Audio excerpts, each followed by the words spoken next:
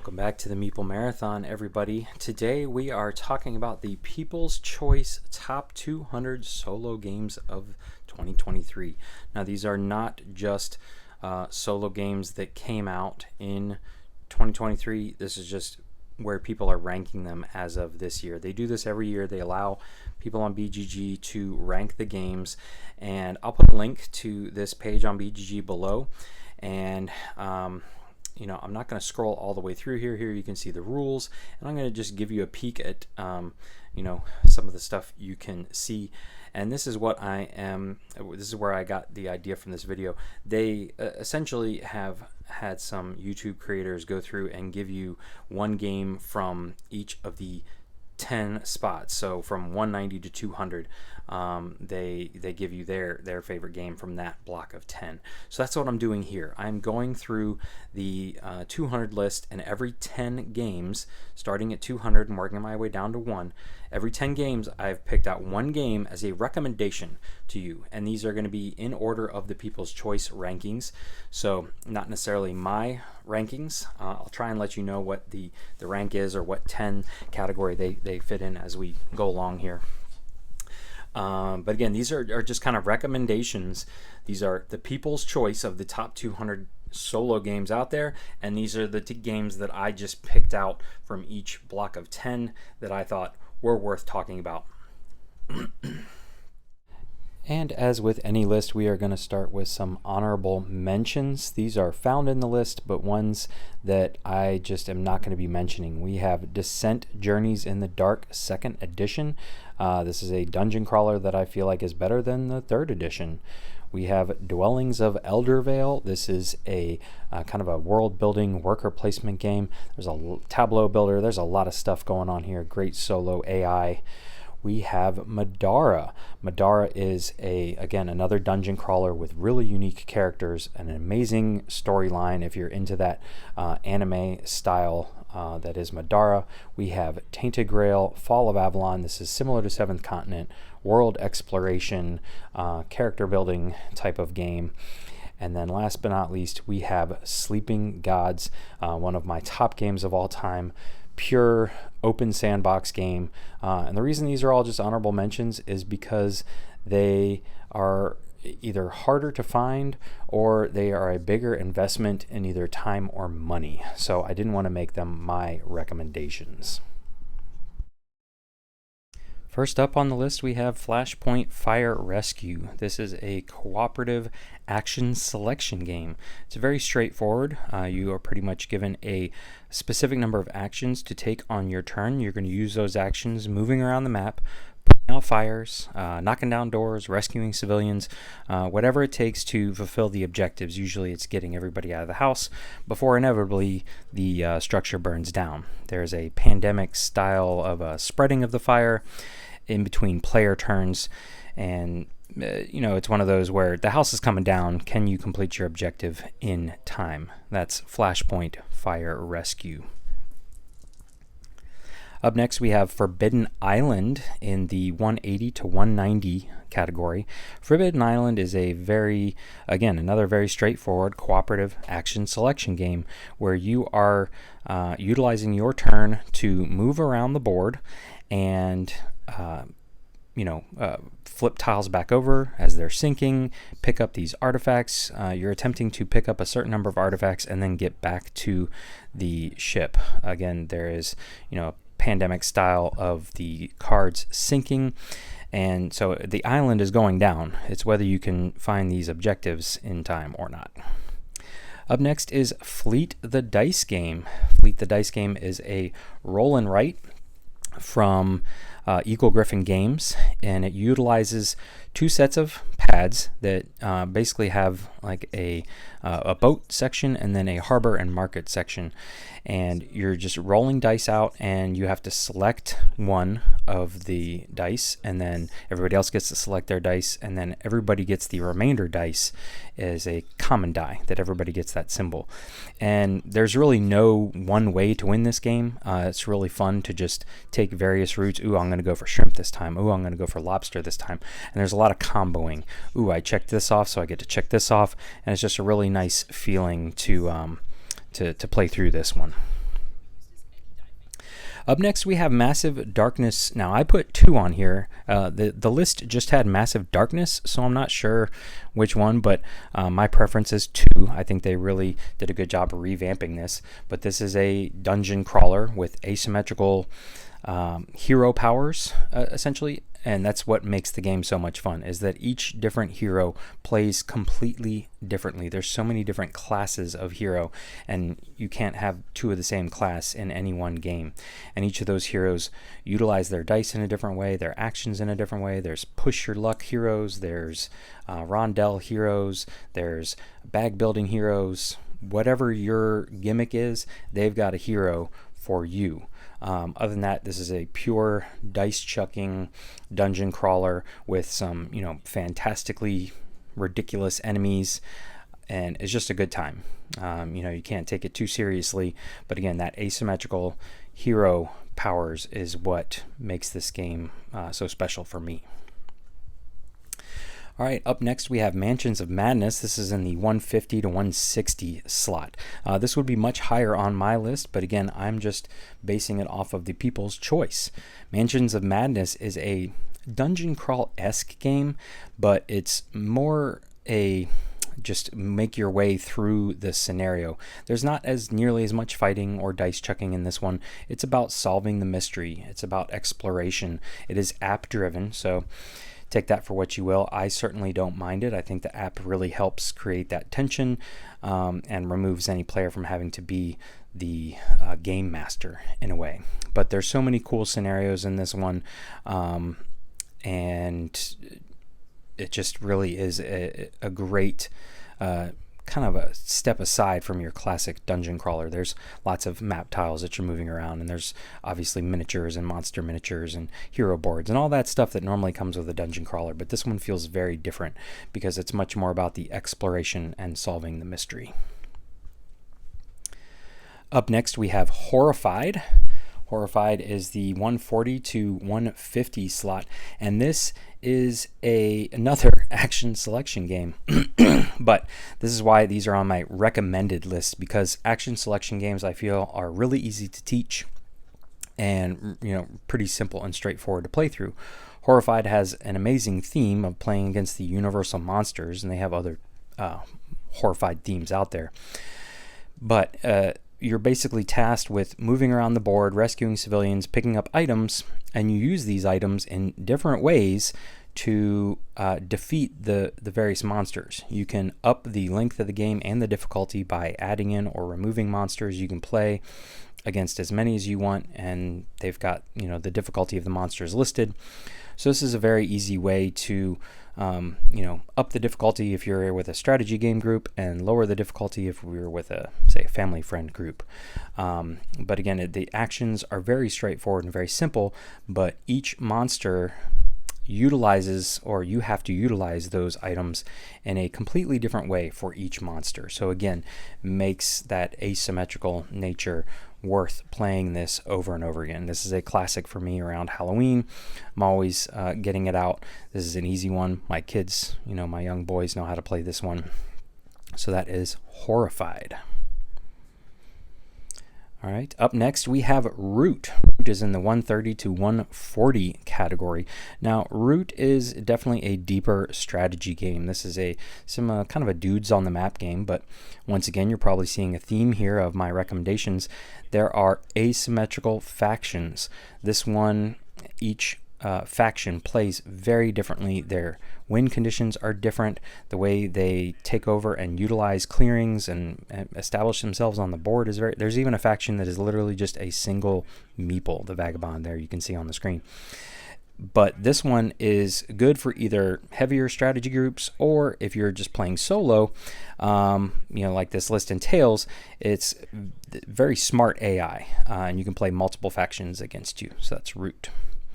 Up next is Isle of Cats in the 120 to 130 group. And this one is just a straight polyomino puzzle. You are drafting those cat tile pieces.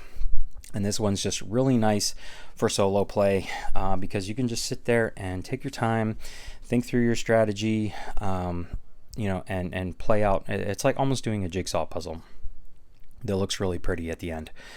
There are various goals that mix things up from game to game. So what you're kind of trying to accomplish by placing those cats on the boat are going to be different.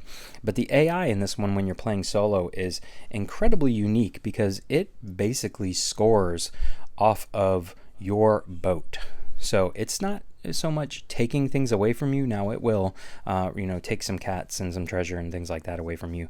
But mainly it's just saying, okay, whatever's on your boat, that's how I'm going to score. So you need to be very careful about how you fill your boat because that's how the sister is going to score.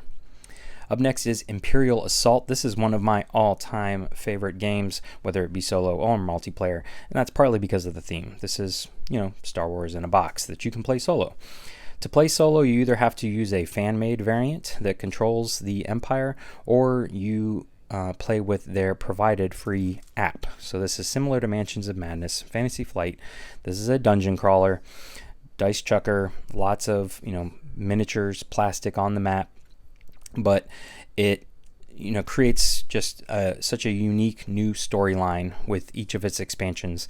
And so if you are a Star Wars fan, this is a no-brainer, in my opinion, for something to pick up and be able to play with solo, start your miniature painting, and just have a lot of fun with. And again, for me, the biggest thing is the theme for this one, but it is still just a great game in general. Up next, we have Zombicide Black Plague. Now, I like the entire Zombicide line, but there's one specific reason, and I've talked about this before, that Black Plague is my solo Zombicide of choice, and that's because of the app. You can see the app going here in the upper right corner of the screen. They created an app for the first kind of iteration of Zombicide, and then Black Plague. They haven't come back to it since, and I don't know why. The app allows you to get rid of all of the player boards, even the decks of cards. And so it makes it so easy to just enjoy the experience and not have to worry about table space and keeping up with, who still needs to activate and things like that. You simply just control your characters on the app, you draw your cards from the app, and you just have fun with all that plastic on the actual board. So again, that's why this version of Zombicide has continued to stay in my collection. Unfortunately, they have kind of stopped updating the app with the newest things like Thundercats. They came out the Thundercat character packs for Zombicide, and it was for Black Plague, but they didn't add those into the app. So if I want to play with those guys, I still have to bust out my regular player board. So that's a little bit of a shame. But in general, if you can find a copy of this, you can still get the app. It still functions well. Set up your iPad and just have some fun with Zombicide. So Hexplore and it's any Hexplore really. Forests of Adramon is just my favorite theme of all of them. And this is the first one that I kind of didn't follow the People's Choice. This one was in the same grouping of 10 as Zombicide Black Plague, but there was nothing in the next group. So this is 105 on the list. There was nothing in the 90 to 100 group that I'd even played. So I just backtracked until I found one that I really liked, and that's this one. This one I recommend playing solo, playing single-handed or two-handed, whatever you feel like you can handle. But there is a lot of, just character progression, writing in on the boards, doing some math, things like that. But it makes it better when you don't have to worry about someone else unless they're very familiar with the game. But this one in general is a pure RPG in a box. You are literally rolling, D10s, D20s. You're calculating hits and, having skill checks and things like that. And you are progressing your hero throughout the game. And it's just really fun to dry erase and write in your new stats.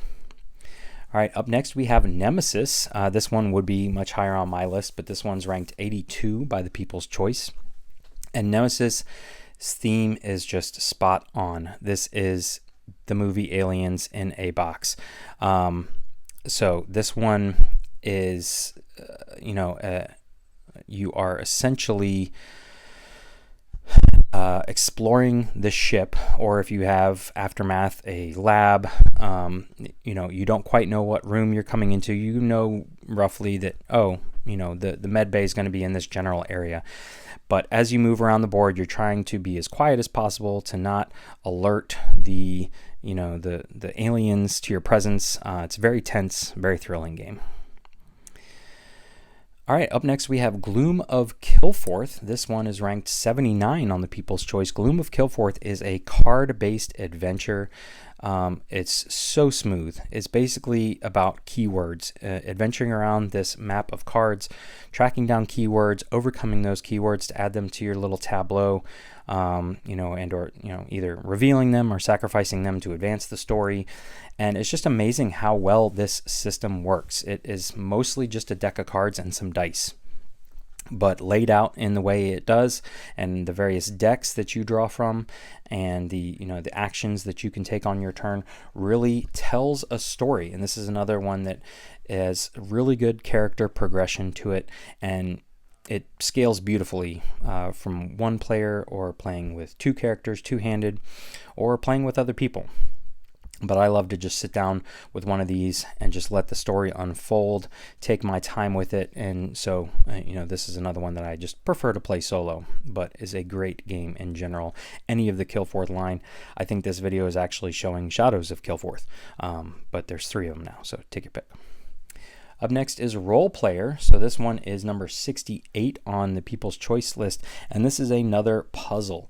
You're going to be rolling out dice and drafting those dice and placing them into your player board, trying to meet certain pattern objectives to fulfill all of your criteria for making the best hero.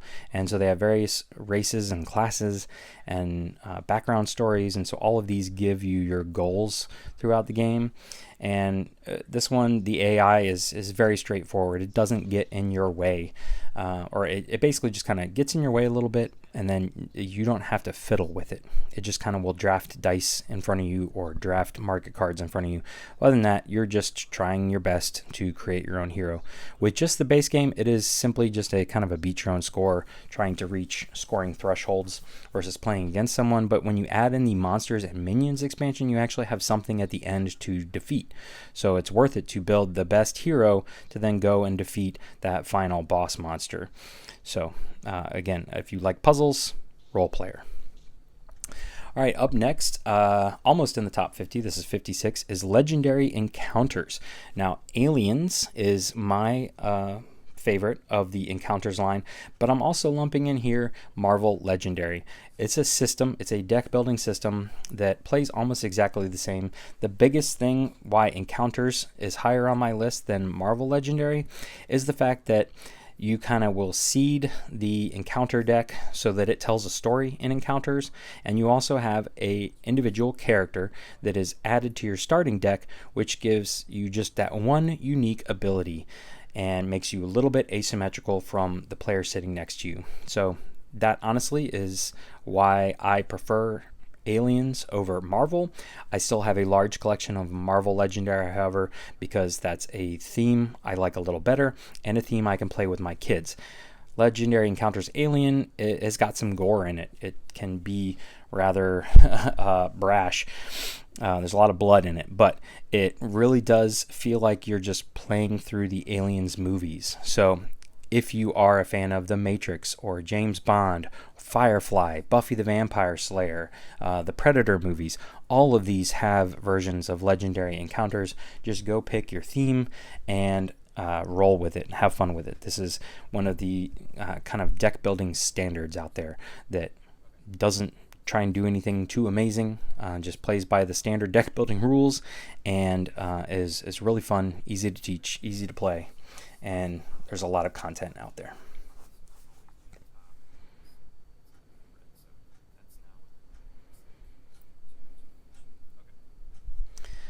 All right, up next is Everdell. Everdell is 46, would easily be higher on my list. And Everdell is a tableau builder, a mix of worker placement and tableau building. And I consider it more of a tableau builder because that tableau is going to allow you to, if you build it well, is going to allow you to take a lot of free actions without having to place a worker down. You have very limited worker pool in this one to place down and gain those resources, so it's all about maximizing your combos within your tableau. And the artwork is beautiful. All of the expansions add, something new, unique, and different to the game. But just simply base Everdell is very captivating. and is a great game for beginners. It's very straightforward, but there is a lot of strategy you can get out of such a straightforward game. And this one is very family friendly. Like I said, the artwork is amazing. The theme is very light and family friendly. So I highly recommend this one to anybody on the list.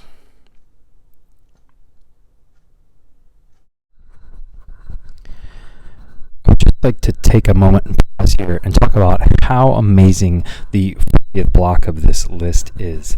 So at 40 here, this is where we had Everdell, and I spoke about Sleeping Gods at the beginning of the list. So there's Everdell right there at 46, but I just want to go through this 10 block here and talk about just point out that all of these games, this was my hardest choice. So at 40 we have Paladins of the West Kingdom. This is a really strategy heavy Euro game from Garfield Games. Then we have Friday.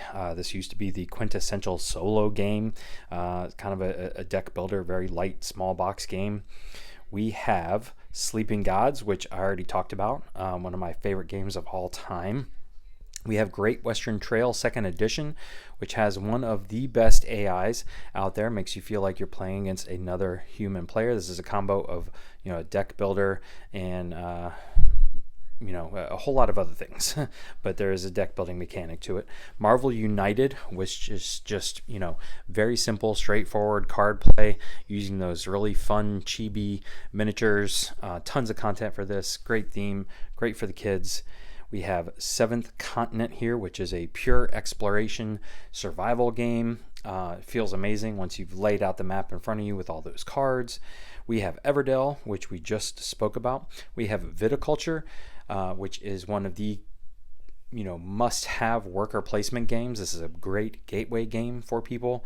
We have Heat, Pedal to the Metal. This is the darling on the block right now. Everybody is high on Heat, and it truly is a really smooth, well-done game. AI works smoothly to play against. Great racing game. And then last, we have Welcome to the Moon here, which is a roll and write similar to Fleet the Dice game that we already talked about, and we're going to have a couple more coming up here very soon. They're going to be in that list. And then last but not least, we have Bullet Heart, which I've actually never played, but is in my top 3 of want to get my hands on and play one of these bullet games because everybody's raving about it. This is another one for solo only players. This is just a solo only game. So really, if I'm going to give you a block of 10 games to check out, it'd be this block, 40 to 50. Up next, we have Warp's Edge, very high on the People's Choice Award, probably because this is a solo hero series game. So this is for one player only, designed for the solo player. This is a bag builder where you are drawing chips out of a bag to defeat these kind of minion ships below the mothership and hopefully make it through the deck, clear them out, and then have time to hit on the mothership. And this one has this kind of rewind mechanic. That's the whole warp mechanic, that you're not going to be able to do it all in one foul swoop. So you're going to rewind, but you get to keep all the chips in your bag. So the second and maybe third time through, depending on the boss you're playing, you already have this better ship, and so you will be able to make it through the stack of minion ships more quickly and have more time to then take out the mothership. This one is one where I highly recommend. The acrylic tokens just feel really good in the bag, pulling them out, but otherwise this one is small box, very easy to pick up and play. That's Warp's Edge. All right, up next is Hadrian's Wall, which I was kind of surprised at how high it is. It's 22 on the People's Choice Award. This is another roll and write. This is very simple, similar to Fleet the Dice game. This one, again, is instead of rolling dice, you are drafting a card that's going to give you meeples, and then you're going to get a certain number of meeples based on boxes you've checked off. But this game is combo-tastic. You will simply spend a worker meeple to check off some box. That's going to lead you to be able to check off a box somewhere else. which is going to lead you to check off a box on the other page, and then it's going to come back around and give you another worker meeple in the end.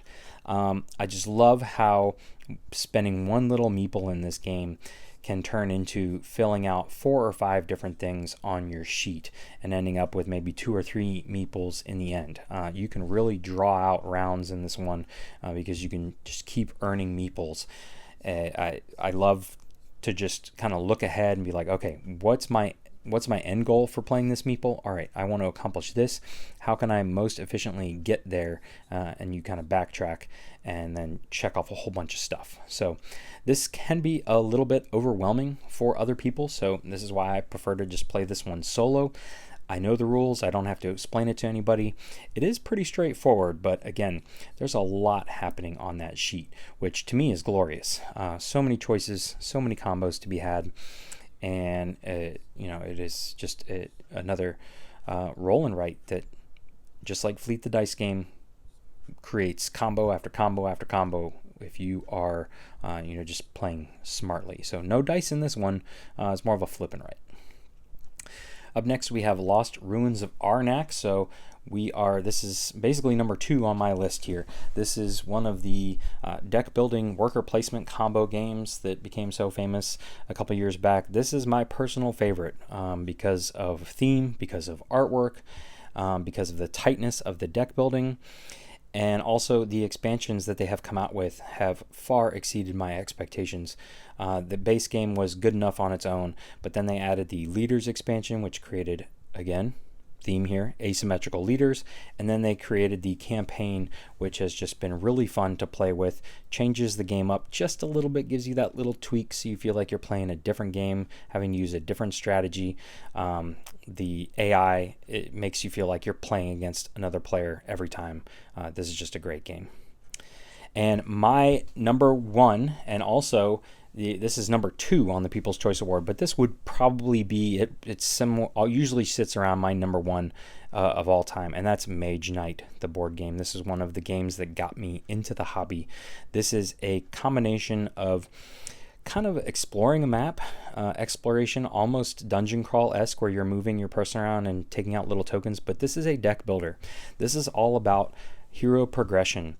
It's amazing how at the beginning of the game you can only do so much. Your deck, your cards in your hand are only so good, but by the end of the game you have increased your hand size by leveling up, you have improved the cards in your hand, and you go from barely being able to take out a minor little orc on the map to taking out dragons and entire cities, all with a hand of cards.